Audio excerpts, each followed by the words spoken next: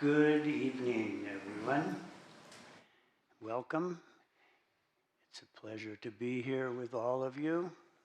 Those of you here in the Buddha Hall and those of you out there in Zoom land. I feel very honored to be speaking to you tonight. I really appreciate this opportunity. I thank the Tanto for asking me, and I thank my teachers, Ed Sadison and Victoria Austin, for their support and their guidance through the years of my practice.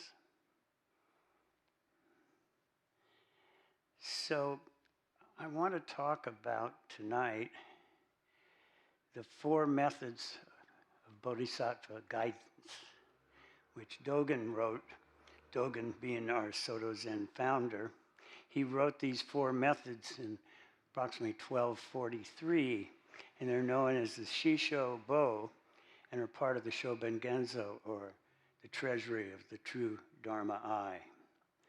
The 4 methods, by the way, these are the 4 methods for Bodhisattva guidance, as I said. You, all of you here and out there, we are all Bodhisattvas. So these are methods of guidance for each and every one of us.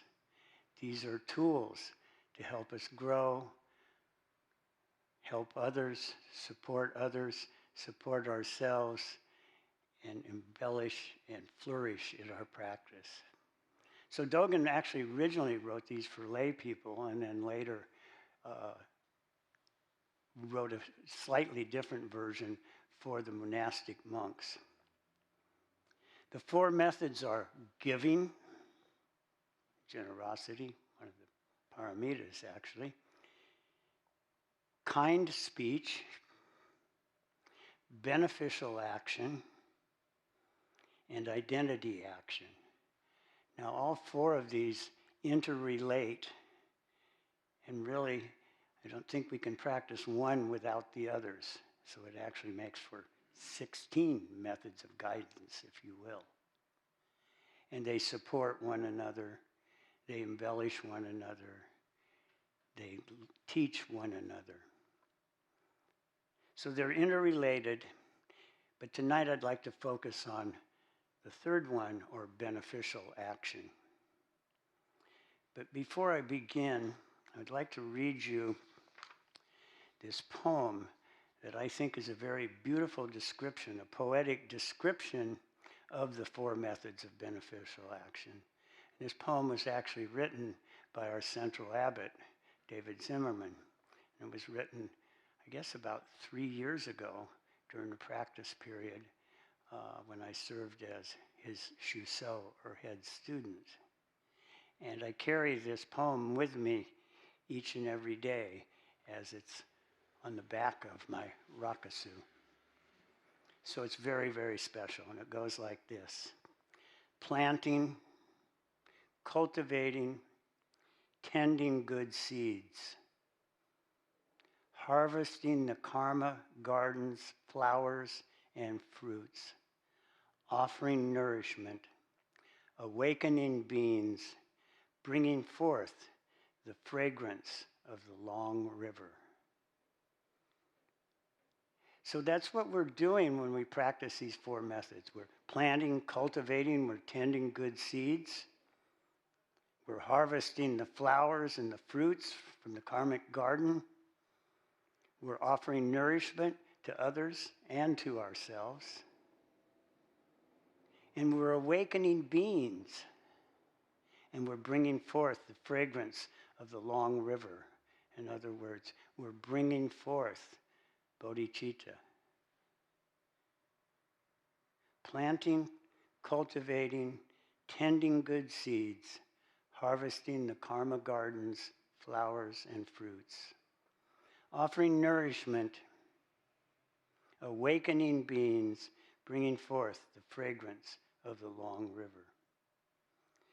So Dogen, in this fascicle, wrote about beneficial action.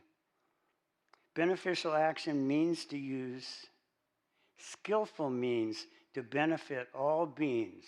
Skillful means.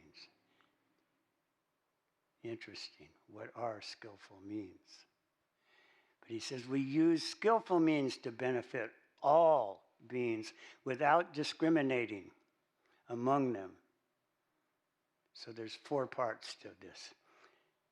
We're using skillful means, we're not discriminating between all beings, and we're considering their near and distant future. We're not just thinking about, oh, I can do this now to help out or fix that, but what might be the ramifications in the distant future, in time down the road. So we have to do that. And we do this selflessly.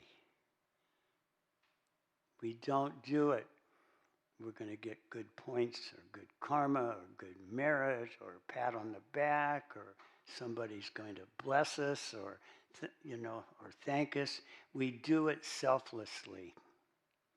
So let's look at skillful means.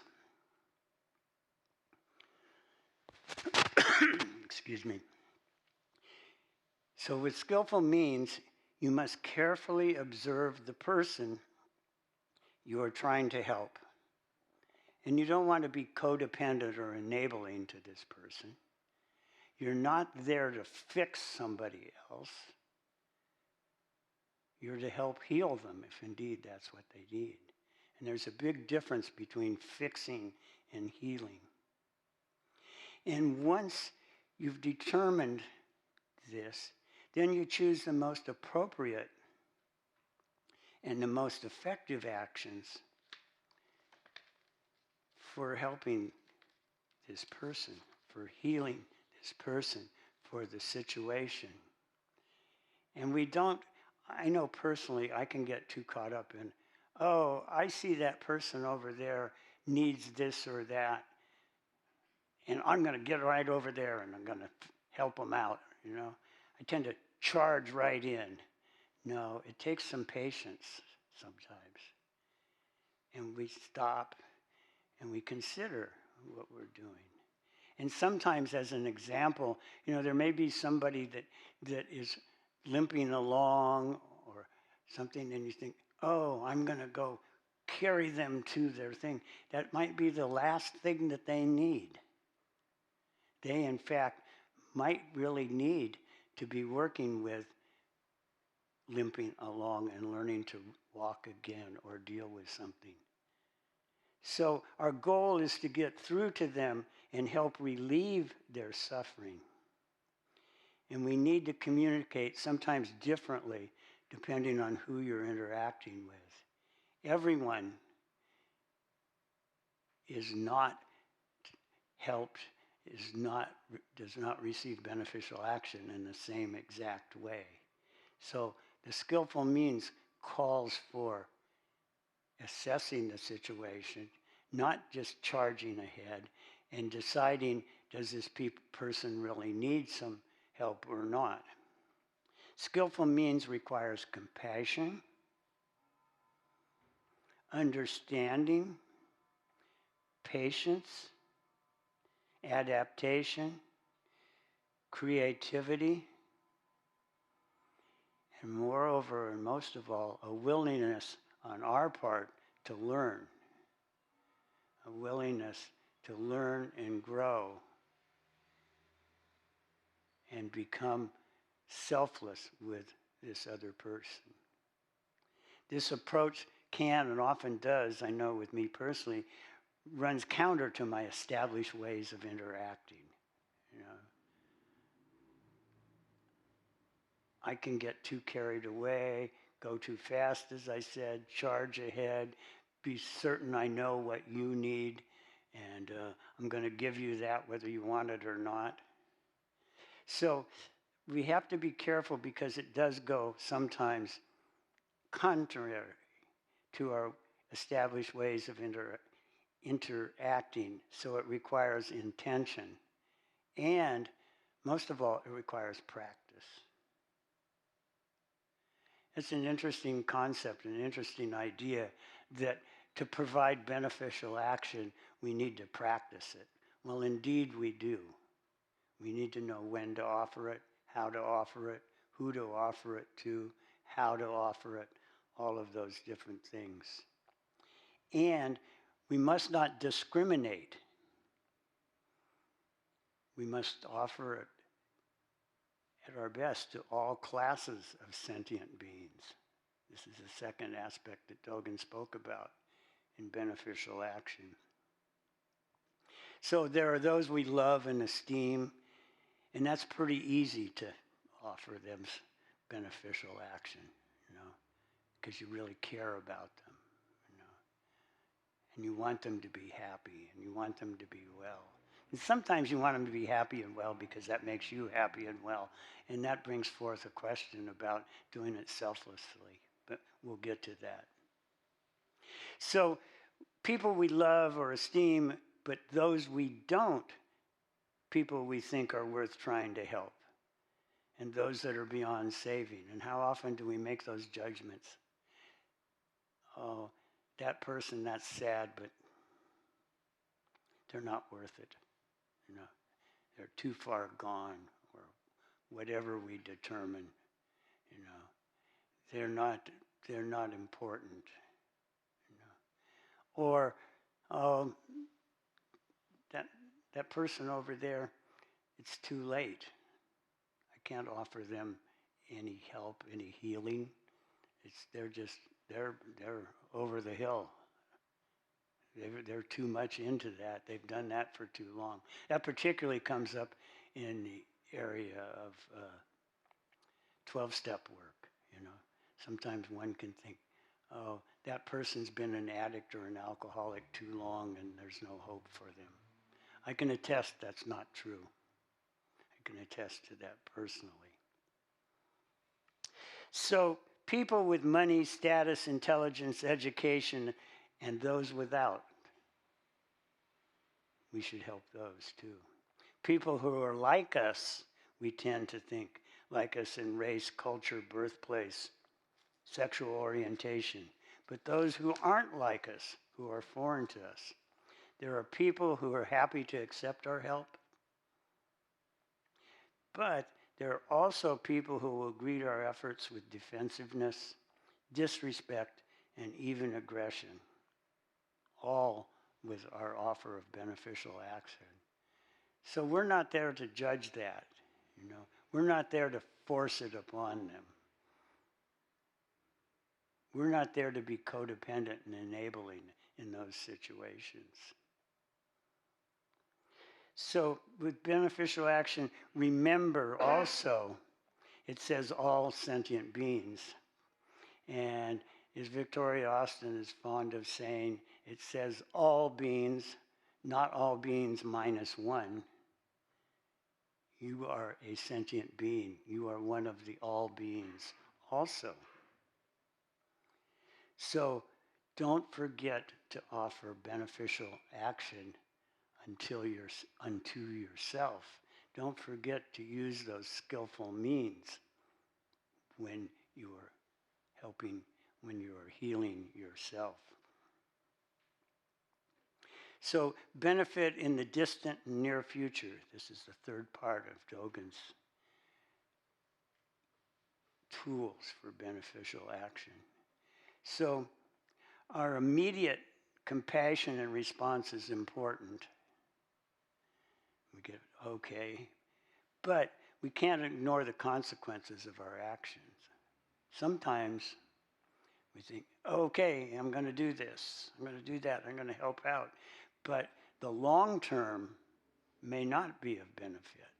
So we need to look at both the distant and the near future in these manners.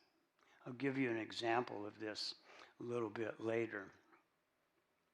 What we do in the moment may be of help, but in the long run, it may not be helpful. So what's the most beneficial thing to do in complicated circumstances? So this is a question we need to ask ourselves. This is a question that we need to look at and consider.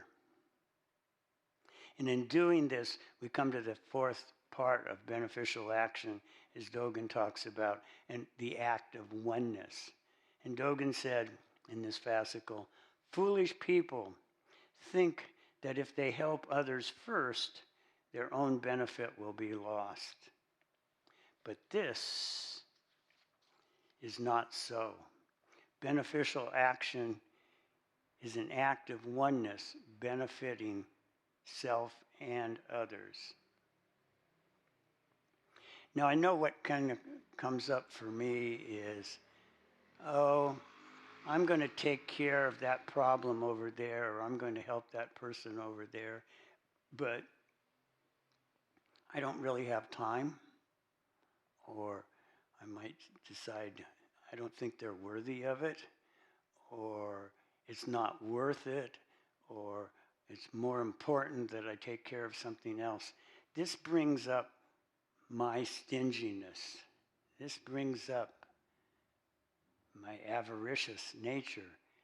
This brings up, does that sound familiar? Don't be avaricious, the 8th precept. So I gain nothing from that. In fact, I lose from that. And Dogen wrote about the 8th precept, and as we hear it in the full moon ceremony, from the beginning, there was no stinginess at all.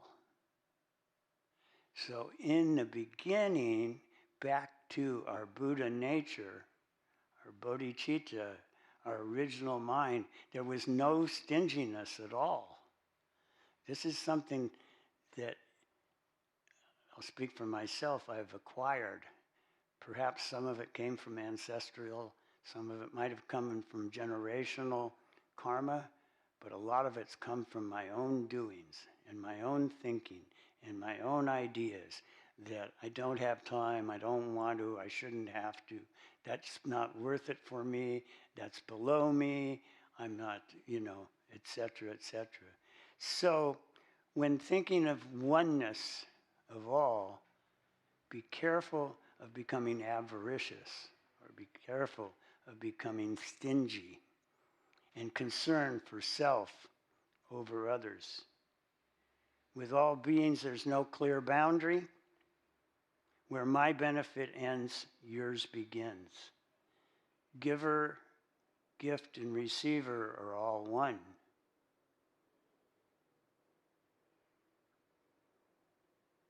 Beneficial action is not only an act where we can manifest oneness, it's an act through which we can actually realize oneness. So by engaging in beneficial action, we get a sense of oneness with one another, with ourselves even, the oneness within ourselves. What a gift it is to have this method of guidance. We are here to benefit friend and foe alike. To do this, we have to set aside our preferences, our pride, and our self-concerns. We must let go of judging. And I know I get caught up in judging a lot. And to no avail.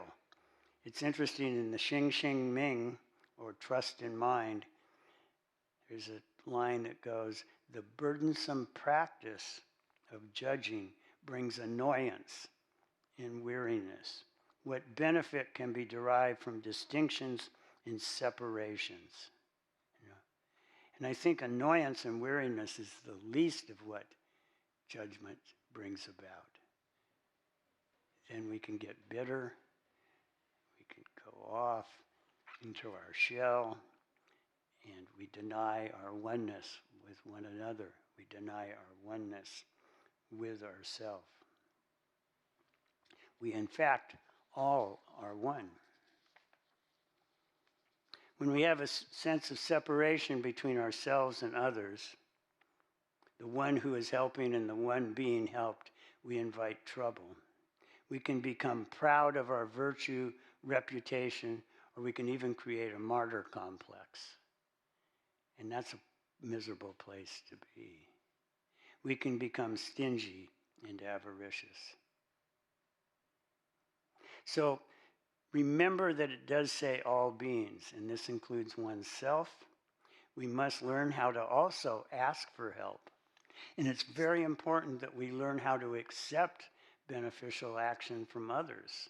This is sometimes very difficult. I don't need help. I don't want it. Leave me alone. Go away.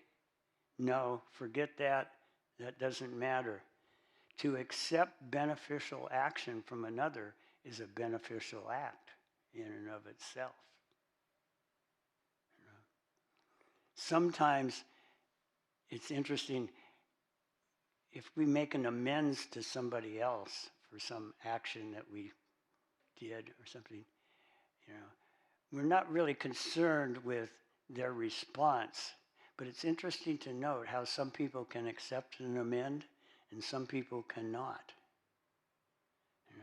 Learn how to accept an amend is one aspect of this. So learn how to ask for help and learn how to receive beneficial action from others.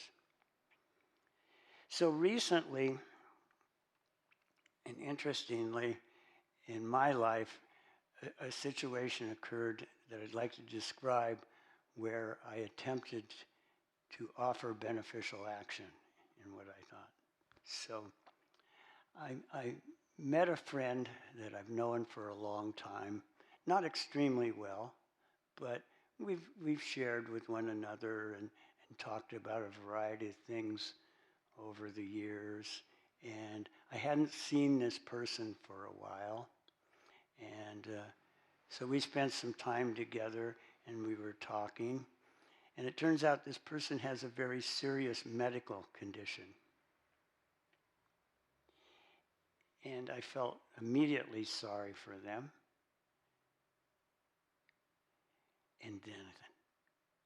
And so then we parted ways. And a few days later, I thought,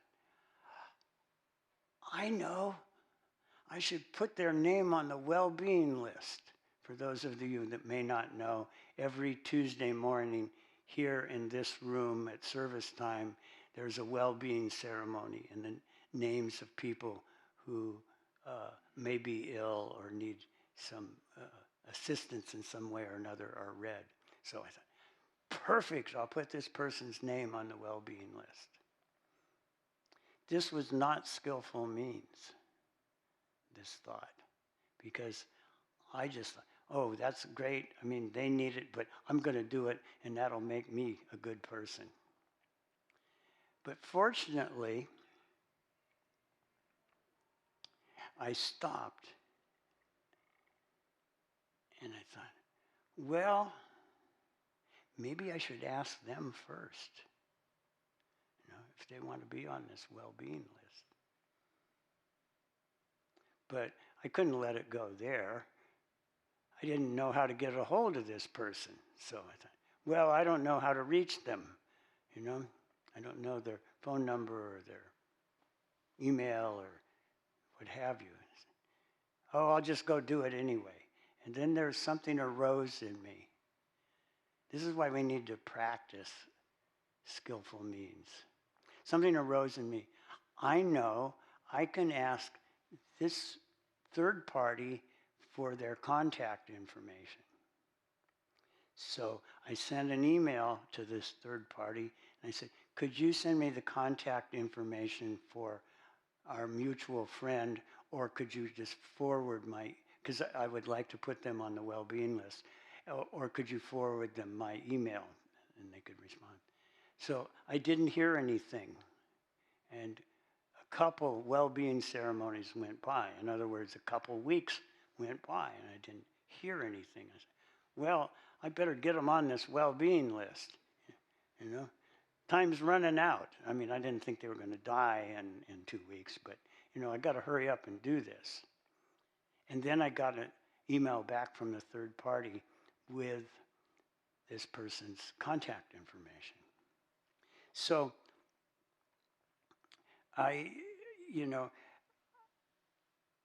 so I'm trying to develop skillful means here, and I'm trying to help all people without discrimination.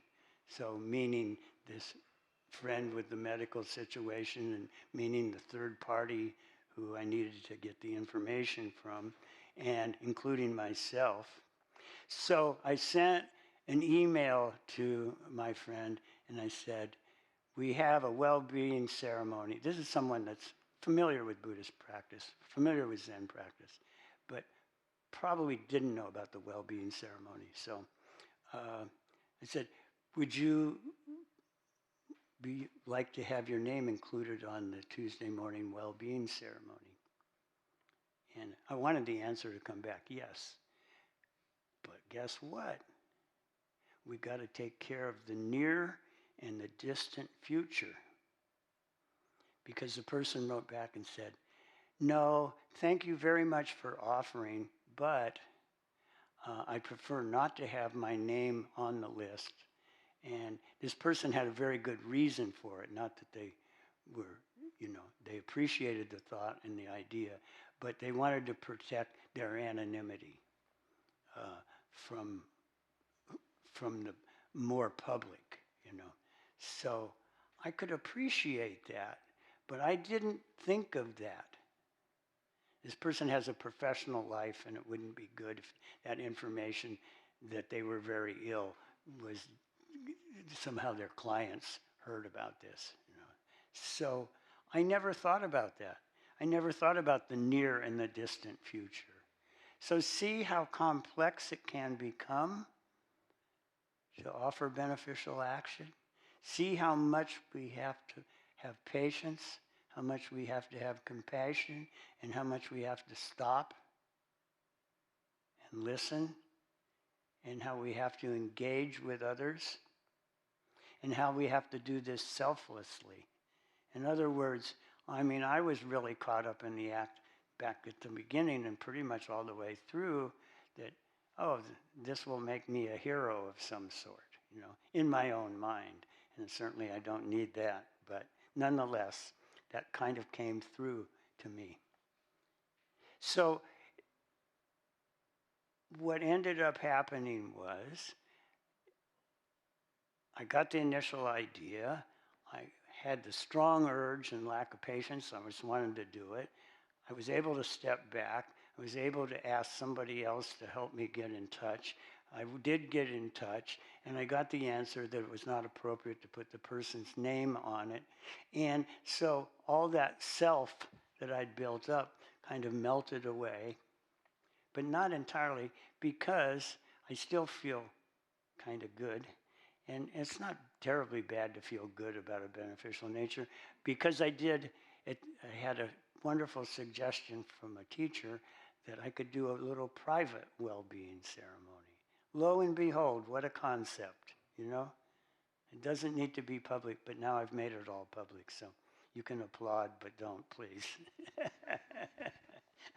But I think this points out, how it's not just a simple act of beneficial action. It can be, it can be sometimes, around here you have ample opportunity, and one of my favorites that I've talked about in Dharma talks before is how upset I used to get when the small kitchen didn't have any spoons in the drawer, and why could people take the last spoon and not replace them, and how, I've got beyond that, and I can now put spoons in the drawer. But you know what? Lo and behold, after I started doing that, there's spoons in the drawer all the time now, and I don't have to put them there. So be it. So this is a wonderful gift, as I mentioned. It allows us to learn and grow and practice skillful means, compassion and patience, and all the paramitas and kind speech and all of those things. And Dogen concludes the portion of the 4 methods of guidance on beneficial action by saying, "You should benefit self and others alike. If you have this mind, even beneficial action for the sake of grasses, trees, wind, and water is spontaneous and unremitting." Isn't that wonderful? Spontaneous and unremitting. This being so, make a wholehearted effort to help all. So, Dogen, once more, the quote, "You should benefit self and others alike.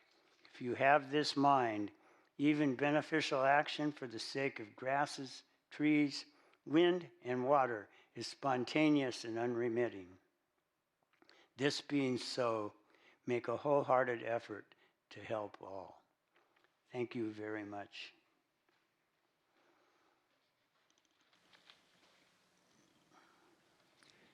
So we have about 10 minutes for questions and answers. If you, or conversation, if you have a question, please raise your hand. I'll come over with the microphone. You can also ask a question if you are online. And maybe we'll start with an online question from Terry.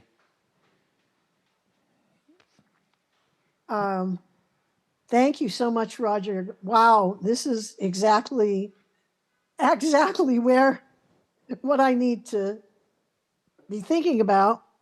And I have a question. Okay, I have taken in a homeless man, and I mean it sort of developed. I just for a night or so, but that was over a month ago. And I certainly have benefited from him here. He's done a lot of work for me. And I really want to help him.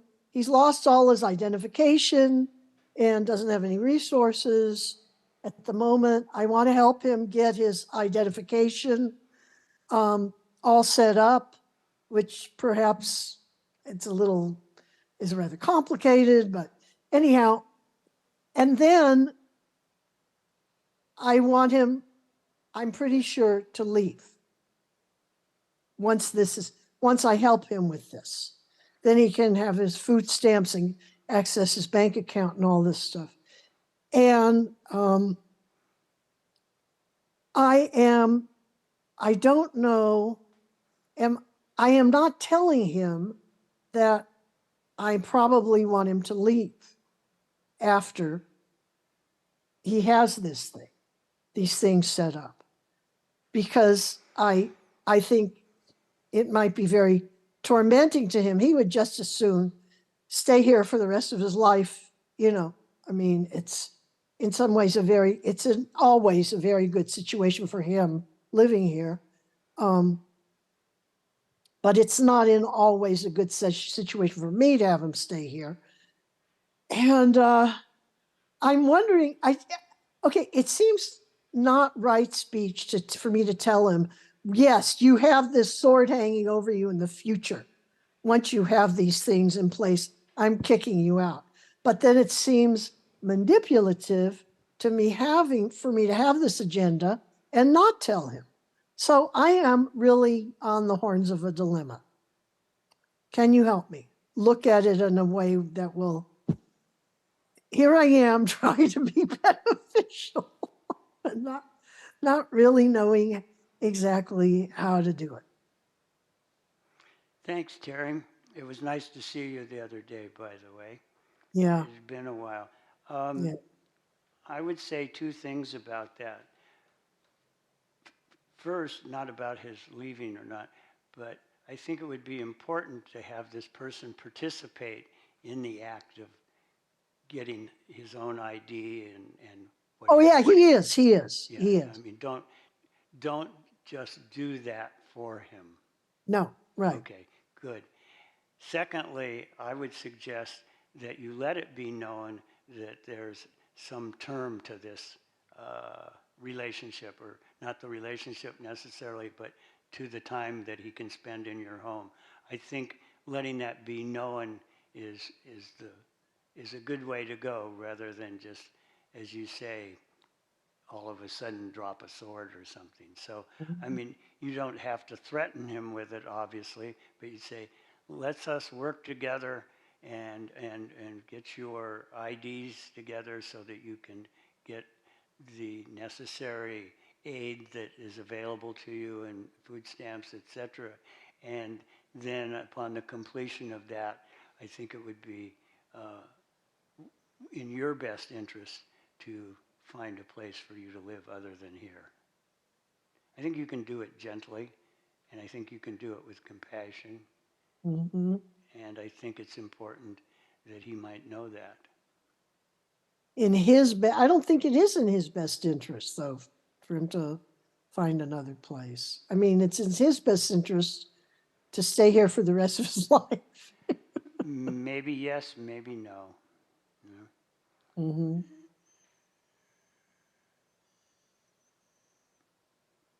Okay. I do suggest you put a time factor to it. Yeah. Term. Okay. Thank you very much. That's Okay. helpful. That's my suggestion, and Okay. only. Thank Okay. you. Thank you, Roger. You're welcome, dear.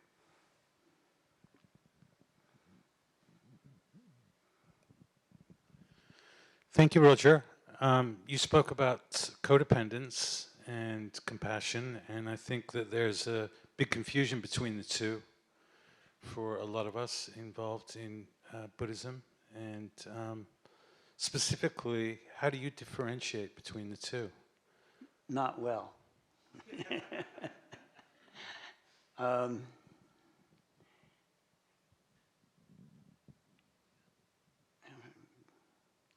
I think I can be compassionate towards somebody without being codependent. I become codependent when I try to do for them what I think they need and how they need to do it and why they should do it and when they should do it. And if I'm compassionate, I think I offer them a view of that they may not have considered, and I'd be willing to offer them then assistance in pursuing that. So I'm not trying to, it goes back to what I said, I'm not trying to fix them, I'm trying to help heal them.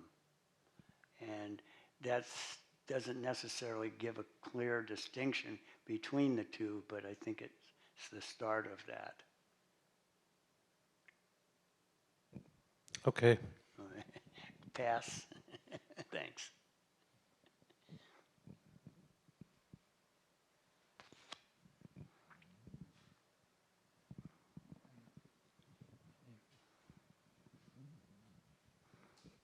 Hey, Roger, thanks for your talk. So the question that came up for me is you gave the example of to extend that generosity out equally and to not take certain people and say they're too far beyond repair or you can't help them and they're lost cause. So I think about an everyday example, like let's say you walk through a market or something like that. You obviously see a lot of people suffering in a lot of ways as you do that. One extreme seems to be to just say, like exactly like you said, or exactly what you said not to do, which is, oh, these people are too far gone, just put it out of sight, out of mind. But then, so I know like that's not the right, that seems like too far, but then there's a question of like, well, what do I actually do? Like, what is reasonable? And I blank when I think about that. So I was wondering, just in your day-to-day lived experience, if you had an answer or an idea there, given that it's probably a reality for anyone that walks through San Francisco now. Interesting. Thanks for the question. It brings up about the near and distant benefits. So, for example, if you're walking down the street and a homeless person asks you for $5 and you give it to them, are they going to use that for food or are they going to go buy more drugs? So the distant thing may not be of benefit to them at all. It's a really hard question that you've asked. And one way of dealing with it, I feel, is maybe my beneficial action is not right there immediately with that person or those persons. Perhaps it's working with a homeless organization. Perhaps it's volunteering at a food line. Yeah, I really like that. Some way to channel that, because I think the other extreme is obviously people get paralyzed. You can also paralyze yourself where you can think, I should be doing this in all these cases, and I see so many things, and I can't, and then it can just become like this whole thing.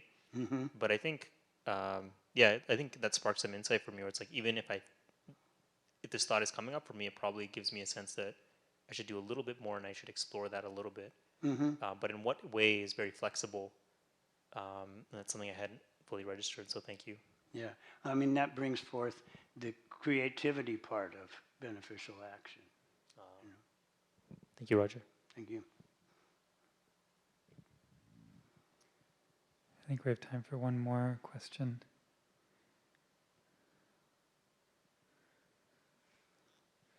Are you deferring, Choku? Okay. Hi, Roger. Thank you. So during your talk, I was listening to, I got caught on the wording of healing. So I have a 4-year-old son who has a disability, and so I've gotten caught in this almost attachment to wanting to heal him and trying to snap out of a fix-it mentality and more inviting compassion and really just an allowing of who he is. And it's really hard because I'm his mom and I'm doing everything I can to help him be independent. But I still get caught in this idea of wanting to heal him, and actually I've kind of felt some ease from suffering when I let go of that attachment to wanting to heal him. So I just wanted to kind of also say that sometimes you can get attached to the idea of wanting to heal someone. Mm-hmm. So. Yeah. Thank you for bringing that up. I mean, it depends on what healing means to you. So healing might be for your son to whatever his disability is, to allow that disability and to make that's a part of his life, and how that then manifests. It doesn't mean to get rid of that affliction or whatever it may be necessarily. The healing can come as a form of acceptance, and then which, as the child's mother, I'm sure that's not easy. I'm sure that's extremely difficult. Thank you. But please continue. Thank you. Thank you.